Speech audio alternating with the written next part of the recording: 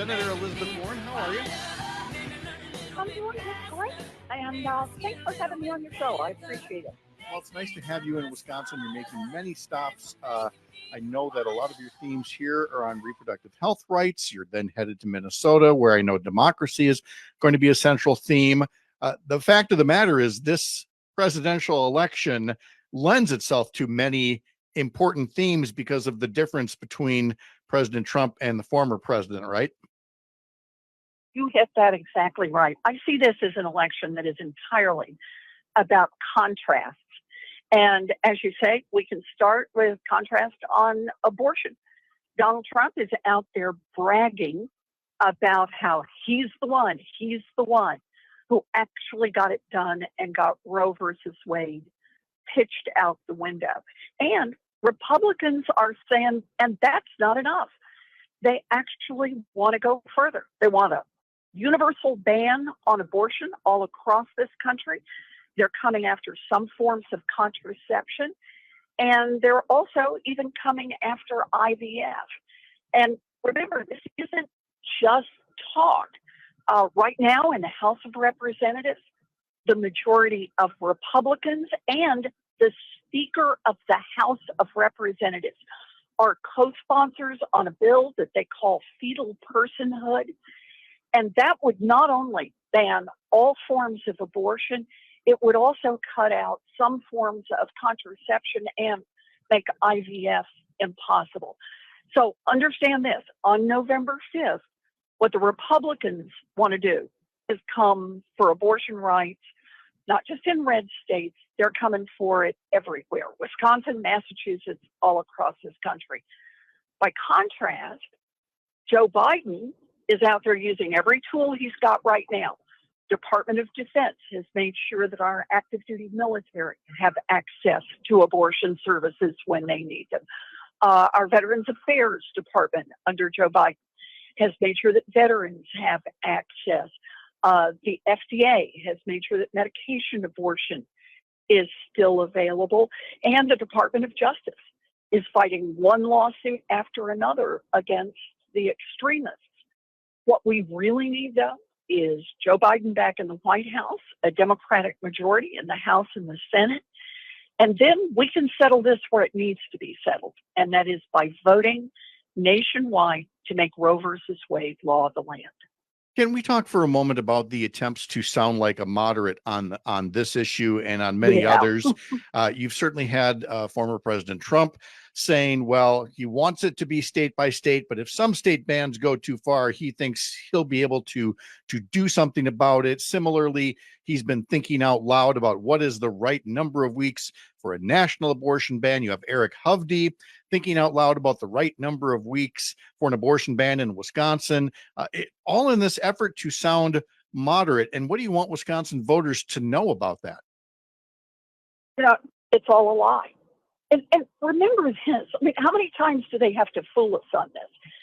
One after another of those nominees to the United States Supreme Court that the Republicans put forward stood there, raised their right hands, and swore until the world looked level that no, they weren't going to mess with precedent. In effect, Roe is fine, stop being alarmist, we're all going to hang in there. And then what happened? Literally, the very first case to make it in front of the Supreme Court after Donald Trump had gotten his majority in place, the very first case, did they take a nibble out of Roe? No. Did they take a bite out of Roe? No. They set Roe versus Wade on fire. They completely got rid of it, just ended Roe versus Wade. First time in American history to take away a constitutional right. Then they turn around and the same Republicans say in the Senate, for example, oh, well, I'm a big supporter of IVF, or they will say, oh, that they are big supporters of contraception, or they like the states to be able to make choices. So the Democrats in the Senate called them out, and they said, okay, let's just do a bill here. Here's a bill that says whatever else happens in law, we just want to make sure that Americans have full access to contraception. put up another bill. So we just want to make sure Americans have full access to IVF. That'll reassure clinics. They can open anywhere in the country. And what happened? All but two Republicans, all but two, voted against it, voted to block. So, the idea that Donald Trump thinks he can talk to two different groups and that we won't hear what he's saying to the other group. He wants to say to American women, oh, don't worry, I'm on your side. I'll think about this. I'll mull on this, while he literally stands up in front of his extremist supporters and brags about the fact that while every other Republican president tried to get rid of Roe versus Wade, Donald Trump is the one who delivered. He is their guy. But you know what? We're not falling for that again. We hear what he's saying and we believe him. And that's why we understand. Come November 5th, abortion is literally on the ballot. And that's why I'm out here. Joe Biden fights for access to abortion, and that's why I'm fighting for Joe Biden.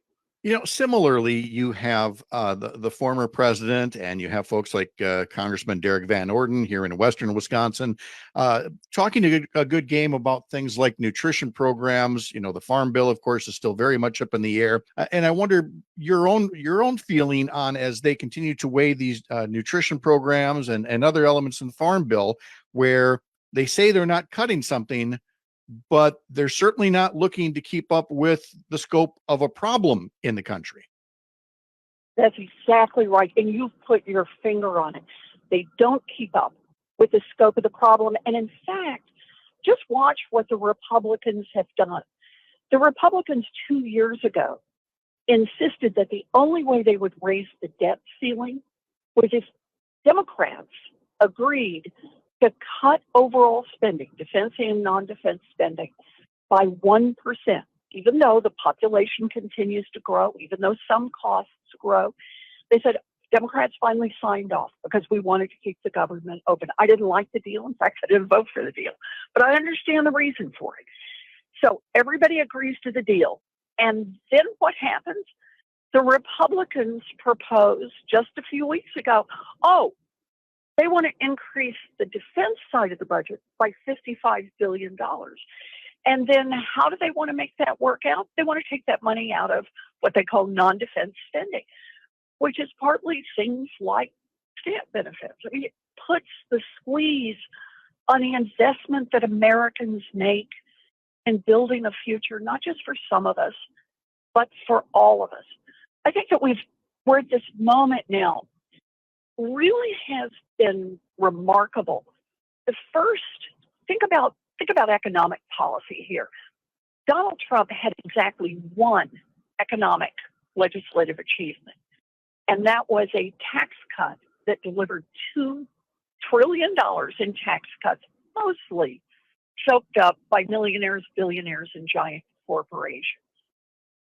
Then take a look at what happens in the first 2 years of the Biden administration. We see money put back into the economy, a bipartisan, and I want to give credit. 2 of the bills were bipartisan, 2 were Democrats only, but an infrastructure plan that actually means we're repairing roads and bridges across this country. We're providing for replacing old, worn-out septic systems, water pipes. We're investing in broadband, so everybody's got access. It's making investments in America. We invested in childcare. We invested in the things that help us move forward as a nation. Once Republicans took over the House, they put an end to that. But we are still seeing the benefits of making those investments play out. In fact, I'll tell you about one of them, and that is the Inflation Reduction Act. We passed the biggest climate package in the history of the world. And how did we pay for it? We paid for it with my 15% minimum corporate tax on these billionaire corporations that had been paying zero or near zero in taxes. Think about that. It's asking those at the top to pay a little more so that we can make the investments across the board that will make our whole country better off and give more kids an opportunity to build a real future. And so let's end on that note, Senator, on the Inflation Reduction Act. Some compromises had to be made, especially to get Senator Manchin's vote, including in the areas of childcare and paid leave. So let's end on a note of family infrastructure. And if Joe Biden were to be elected and were to have a Democratic House and Senate once again, what would investments in the family infrastructure conceivably look like versus if Donald Trump were to get reelected or Republicans were to hold one or both houses of Congress? Oh, I love this. This is the perfect final question. So let's do Donald Trump and the Republicans first. Donald Trump's already told us exactly what he's going to do. He has gone out and met with his rich as hell donors and told them, contribute big dollars to his campaign, and he's going to give them a giant tax cut. He's gone out and told the oil companies, contribute to his campaign, and he's not only going to give them tax cuts, he's going to reduce regulations so they can pollute this country even more and make the climate crisis even worse. That's the family plan for Donald Trump and the Republicans. By contrast, what does Joe Biden say he wants to do? He says he is going to do child care. We need universal child care in this country. Why?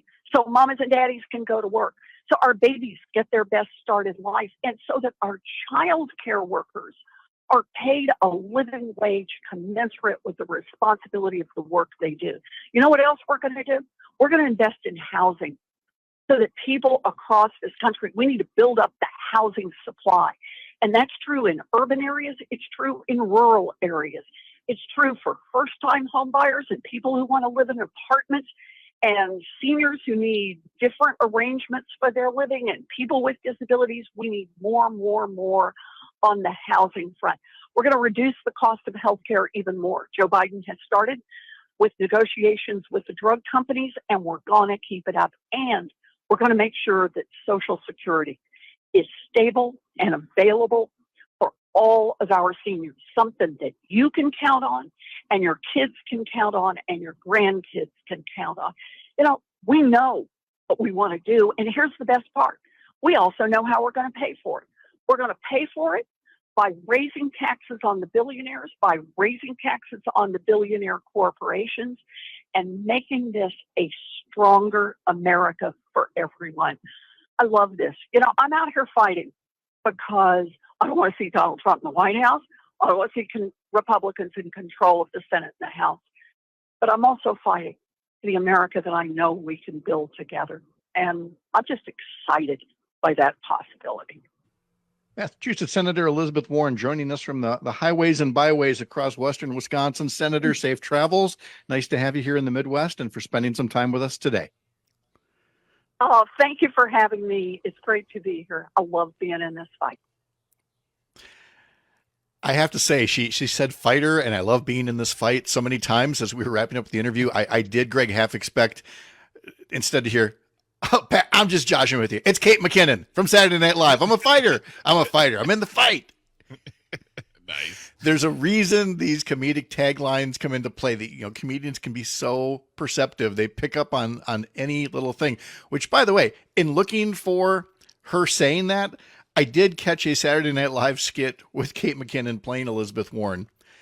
And she comes into the skit in this rally and says, I'm all jacked up. I had a Nature Valley granola bar out in the hallway, so I'm ready to go. I think we might have found Joe Biden's secret drug that Trump and companies is going to get them all jacked up for the debate. You take one bite of those Nature Valley, and then the rest of it just falls on the floor. So yes, finish one.